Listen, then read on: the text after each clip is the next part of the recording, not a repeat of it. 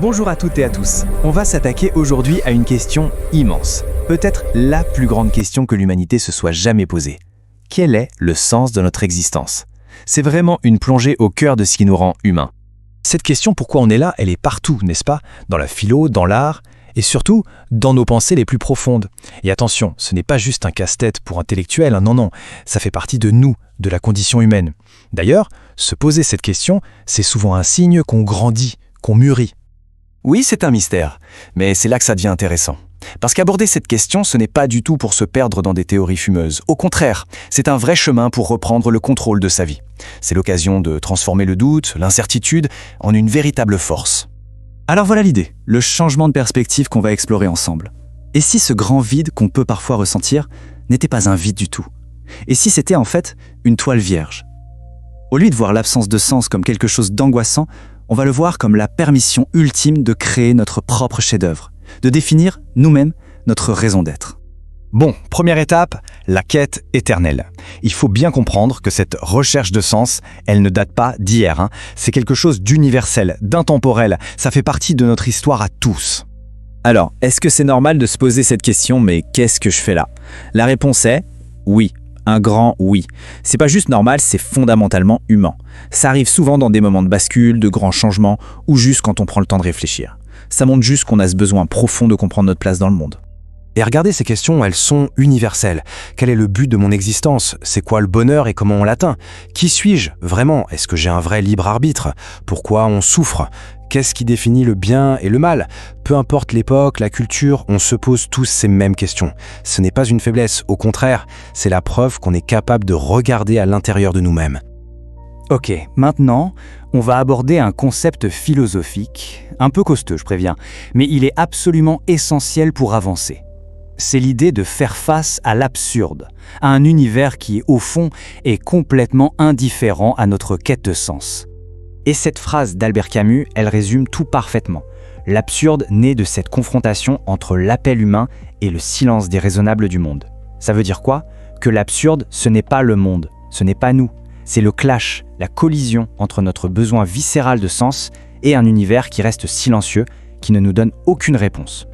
Pour le dire simplement, l'absurde, c'est ce conflit, ce tiraillement entre nous, les humains, qui cherchons désespérément un sens, une valeur à tout ça, et notre incapacité à en trouver un tout près, dans un univers qui semble n'avoir aucun but. On est des créatures qui crient « pourquoi ?» dans un monde qui ne répond pas. En gros, il y a deux manières de voir les choses. D'un côté, la vision qu'on appelle téléologique. C'est l'idée que l'univers a un but prédéfini. C'est comme une immense horloge. Et notre sens est là, quelque part, il faut juste le découvrir. Et de l'autre côté, la vision existentialiste qui dit « non ». Il n'y a pas de but, il n'y a pas de but caché, notre sens n'est pas à découvrir, il est à créer par nous-mêmes. Et c'est là que tout change. C'est le moment clé. On va voir comment ce vide, cette absence de sens prédéfini, ce n'est pas du tout une condamnation, c'est tout l'inverse, c'est la plus grande, la plus radicale des libertés, la liberté de créer. Sartre a cette phrase célèbre « l'existence précède l'essence », c'est le cœur de l'existentialisme. Qu'est-ce que ça veut dire ? Pensez à un coupe-papier. Avant même qu'il existe, quelqu'un a eu l'idée de ce qu'il allait être.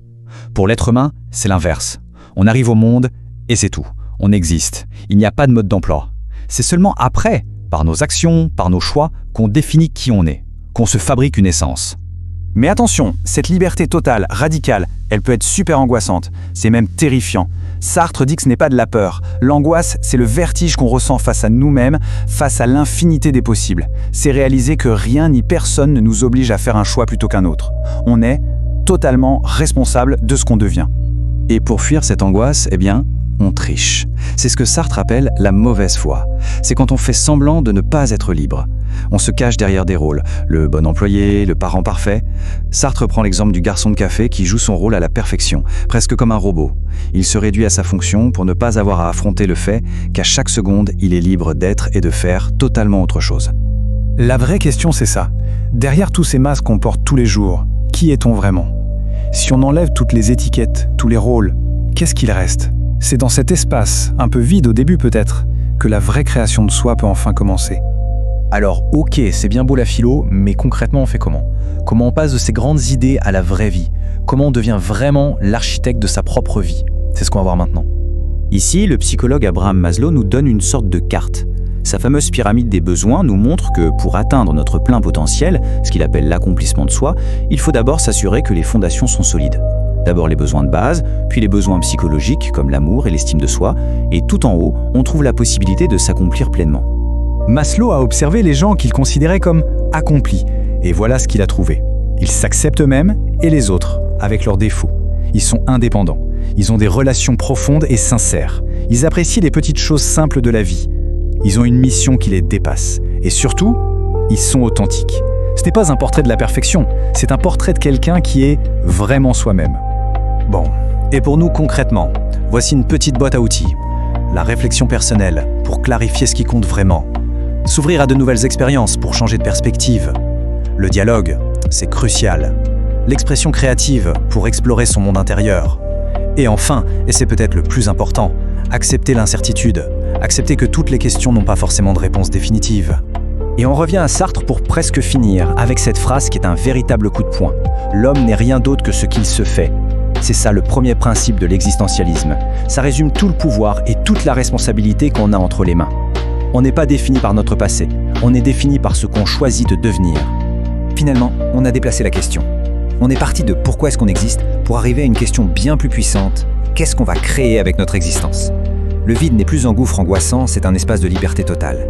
La fameuse toile vierge est là devant nous. La seule question qui compte, c'est qu'est-ce qu'on choisit de peindre dessus.